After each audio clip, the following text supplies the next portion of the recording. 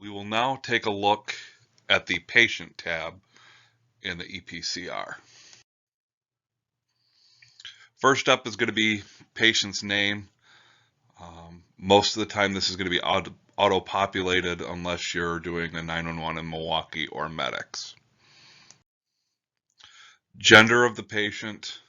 This is the patient's gender they were born with. Not getting political or anything, but it's male, female, or if you're not sure, unknown. Patient's date of birth. If you're not sure, there is an approximate button here. Click that and you can put in what you think their age is approximately. Race, pretty self-explanatory.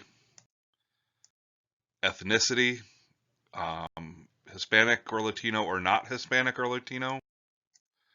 How much does the patient weigh? Ballpark it. Social Security number, we skipped over EMS patient ID. This is really not anything we need to worry about. Social Security number, try to get it if you can. If you can't, that's not a huge deal. Patient's personal physician, again, this is one of those things that you might get, you might not. Their personal physician's number, well, hold on, I should back up. Patient's personal physician, this is their primary physician, not their personal physician, but their primary medical doctor. Their phone number.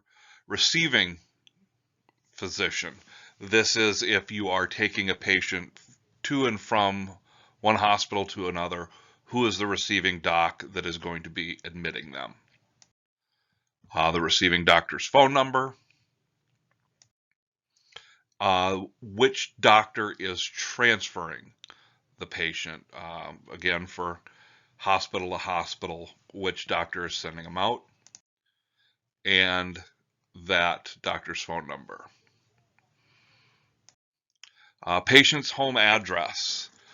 Patient resides in. This is wanting to know whether or not they're within our 911 service area. For Madison, they will not be.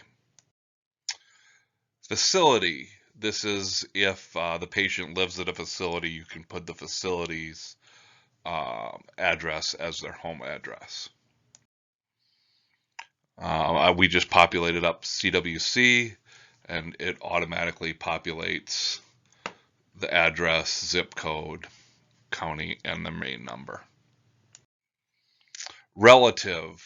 This is more important if you have a patient who is a minor or a custody of the state or ward of somebody.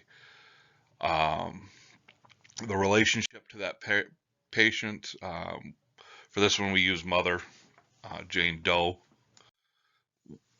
What the gender of the mother is.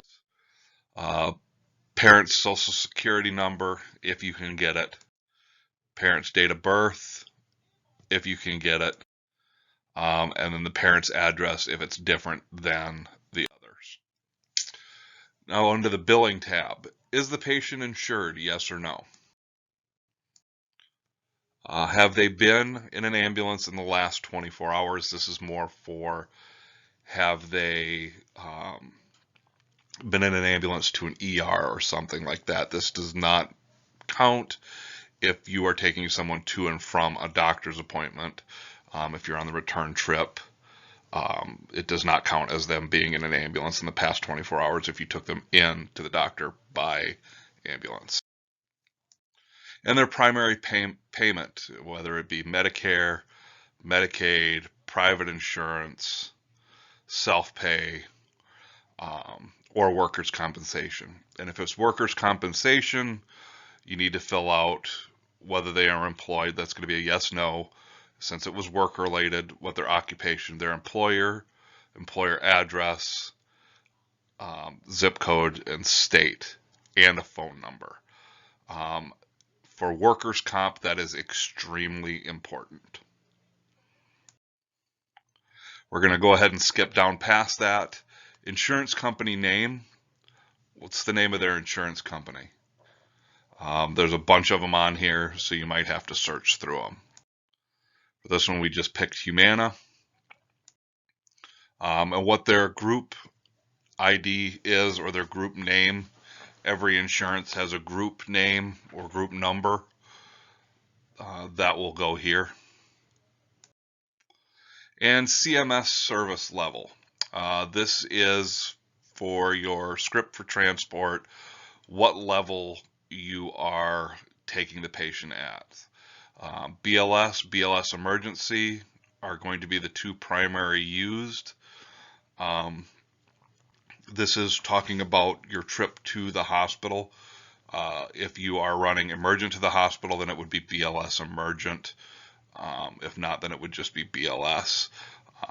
There are 3 different levels of ALS: ALS level 1, ALS level 1 emergency, ALS level 2.